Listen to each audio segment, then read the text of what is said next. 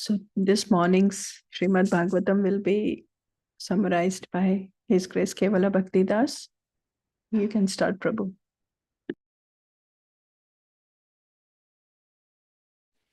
Hare Krishna. Om Namo Bhagavate Vasudevaya. Om Namo Bhagavate Vasudevaya. Om Namo Bhagavate Vasudevaya. Narayanam Namaskritya Naram Chaiva Narottamam Devim Saraswatim Vyasam Tatto Jayamudiraye Shrinvadam Sugata Krishna Punya Shravana Kirtana Hridayanta Sti Aho Hyabadrani Vidonoti Suhritsadam Nashtaprayeshu Bhadreshu Nityam Bhagavata Sevaya Bhagavati Uttama-shloke Bhaktir Bhavati Nishtiki. Reading from Srimad Bhagavatam, Canto 4, Chapter 28, titled Puranjana Becomes a Woman in the Next Life. Texts 17 and 18. Text number 17. Aham mameti svikritya griheshu kumatir grihi dadyau pramadaya dino viprayoga upastite Aham mameti svikritya griheshu kumatir grihi dadyau pramadaya dino viprayoga upastite.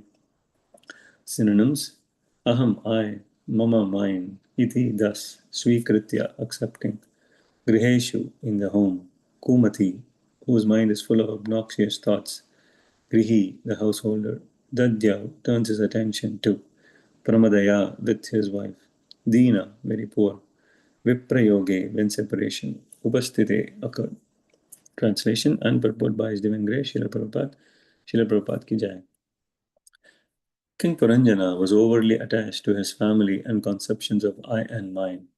Because he was overly attracted to his wife, he was already quite poverty stricken. At the time of separation, he became very sorry.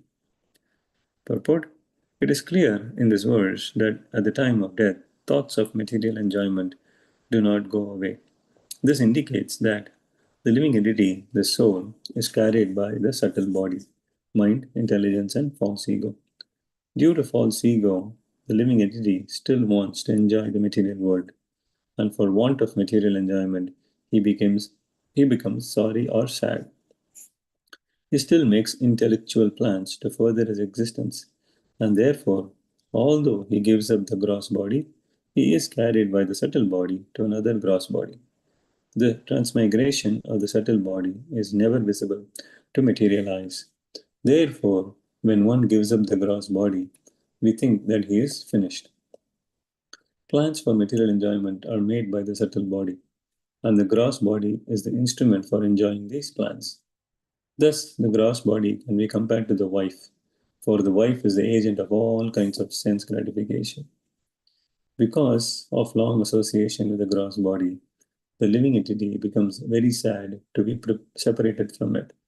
The mental activity of the living entity obliges him to accept another gross body and continue his material existence. The Sanskrit word stri means expansion. Through the wife, one expands his various objects of attraction: sons, daughters, grandsons, and so on.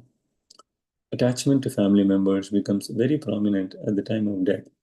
One often sees that just before leaving his body, a man may call for his beloved son to give him charge of his wife and other paraphernalia. He may say, "My dear boy, I am being forced to leave. Please take charge of the family affairs." He speaks in this way, not even knowing his destination. Text number 18. Lokantaram gadavati mai anatha kutumbini vartisyate katam tvesha balakan anushochati. Lokantaram gatavati mai anata kudumbini vartisyate katam tvesha balakan anushochati. Synonyms: Loka antaram, into a different life. Gadavati mai, when I am gone. Anatha, bereft of husband. Kudumpini, surrounded by all family members. Vartasyate, will exist. Katham, how. To then, Esha, this woman, Balakan, children, Anushochati, lamenting about. Translation, Srila Prabhupada ki jai. King Puranjana was anxiously thinking, alas, my wife is encumbered by so many children. When I pass from this body, how will she be able to maintain all these family members? Alas, she will be greatly harassed by thoughts of family maintenance. Purport. All these thoughts of one's wife indicate that the king was overly engrossed with the thoughts of a woman. Generally, a chaste woman becomes a very obedient wife. This causes a husband to become attached to his wife, and consequently, he thinks of his wife very much at the time of death. This is a very dangerous situation, as is evident from the life of King Puranjana. If one thinks of his wife instead of Krishna at the time of death, he will certainly not return home, back to Godhead, but will be forced to accept the body of a woman and thus begin another chapter of material existence. End of report. Namam Vishnupadaya Krishna Prasthaya Bhutale Srimate Bhakti Vedanta Swami Niti Namine Namaste Saraswate Devi Gauravani Pracharine Nirvisesha Shinjavadi Bhashyatya Deshadarine Jaya Shri Krishna Chaitanya Prabhu Nityananda Shri Advaita Gadadhara Shivasadi Gaura Bhakta Hare Krishna Krishna Krishna Hare Hare Hare Rama, Rama Rama, Hare Hare. I humbly seek the blessings of all assembled Vaishnavas, and thank you for the opportunity to purify myself by reading and summarizing from Srimad Bhagavatam today. I'll summarize based on Srila Prabhupada's purport and some lectures from senior devotees. And please forgive if I add my own interpretation to the summary. So we are in this section called Puranjana becomes a woman in the next life. And so far we have been seeing in this chapter as to how King Puranjana is in his old age, and then he's realizing that the king of Yavanas and the Kalakanya, who are none other than fear and the daughter of time, are attacking his existence. And he's starting to realize that he's losing control of everything he has, such as beauty, wealth, etc. And he's sensing that he's going to leave soon, and he will not have control over his accumulations. And in today's verses, specifically in verse 17 and 18, it's mentioned about how King Puranjana was attached to the conception of I and mine, and because he was overly attracted to his wife, he was already quite poverty-stricken. And this statement doesn't mean that his wife spent all his money, literally, but this is rather referring to how, because King Pananjana was so much attracted and entangled in satisfying his wife and enjoying with his wife and the other byproducts from that relationship, he lost the valuable time that it cannot be gotten back. And what can be a bigger loss than losing money that is not spent in remembering the Supreme Personality of Godhead? And that's why it is mentioned here that he's so poor. In fact, it is mentioned that a Graha Medi is very poor.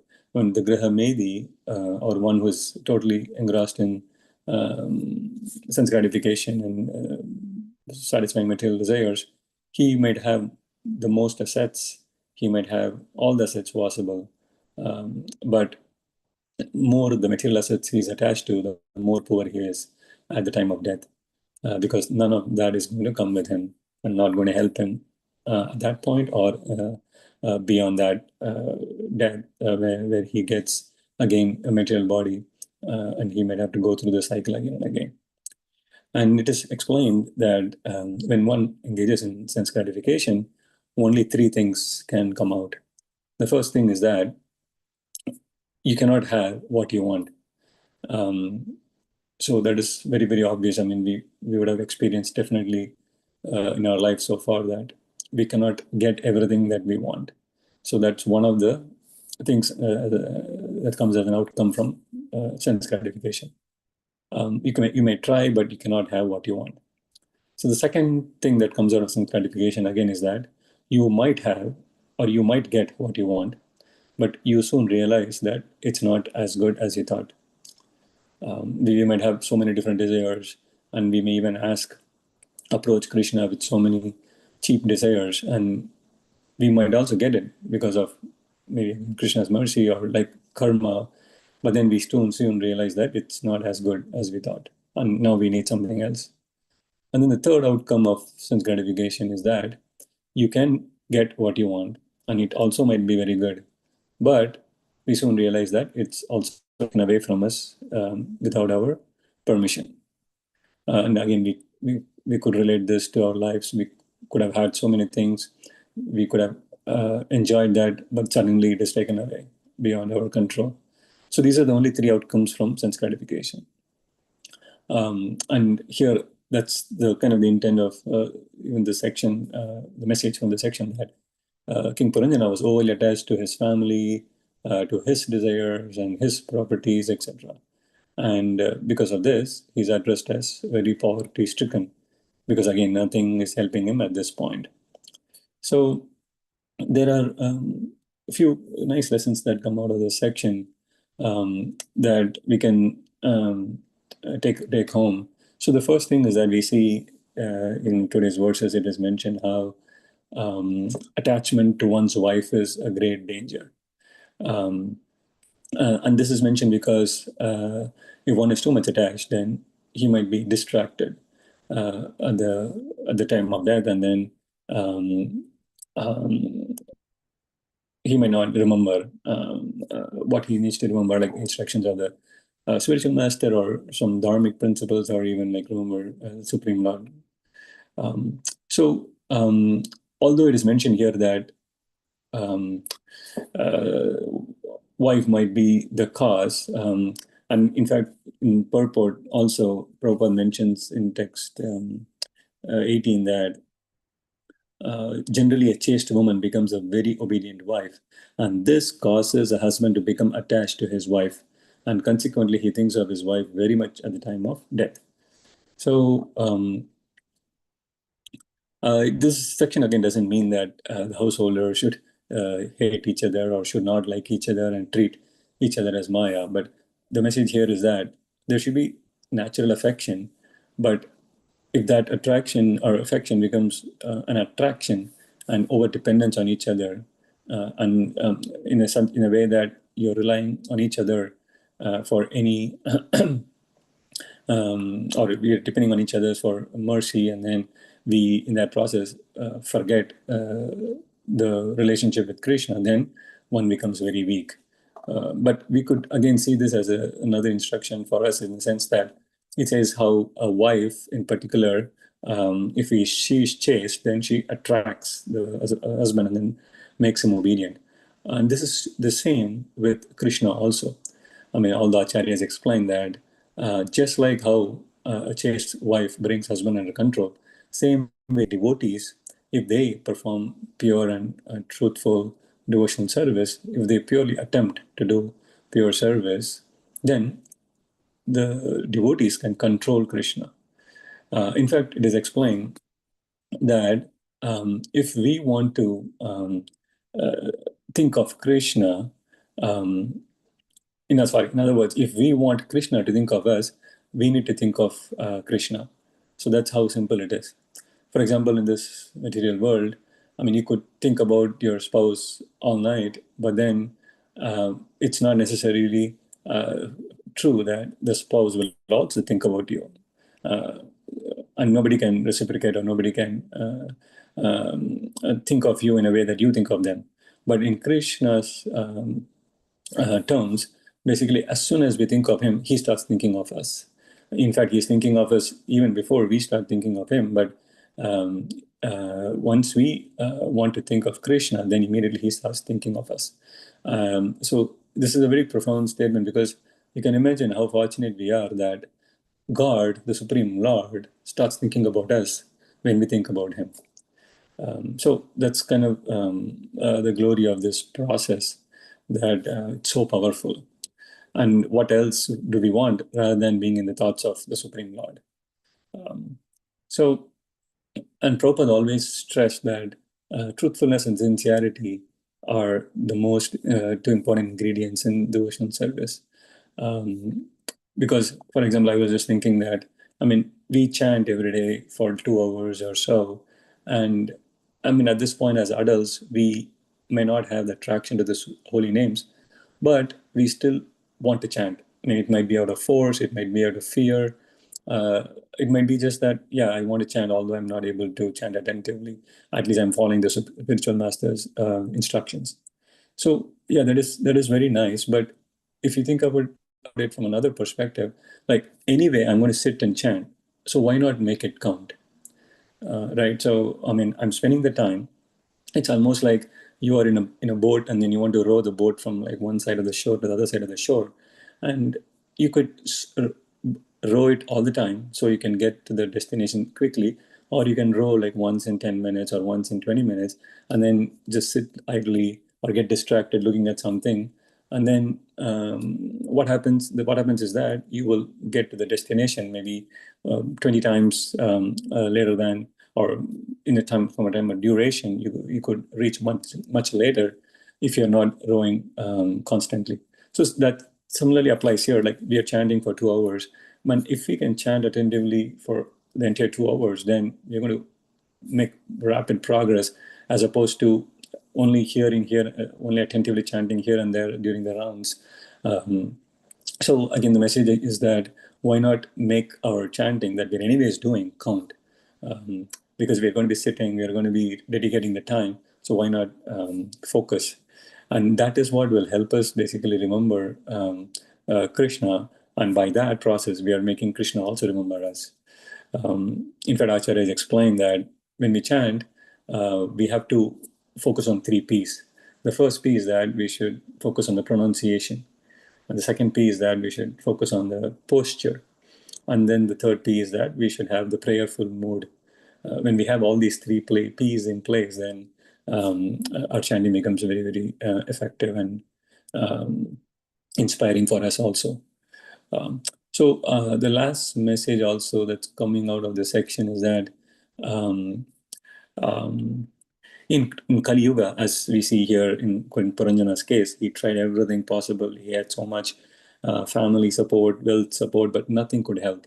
So similarly, the message here is that in Kali Yuga, we could do anything, but we will fail if we only have the mundane interest or mundane activities engagement.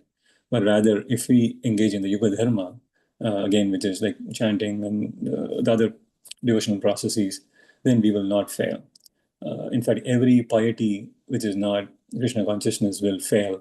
And only thing that will help us is, again, the devotional service. And again, I want to just finish with the brief talking about like Diwali, which is today. Wishing you all a very, very happy Diwali. And this section aligns with the concept of our Diwali also, in the sense that Diwali is a festival that we celebrate because Lord Ramachandra is returning home from exile.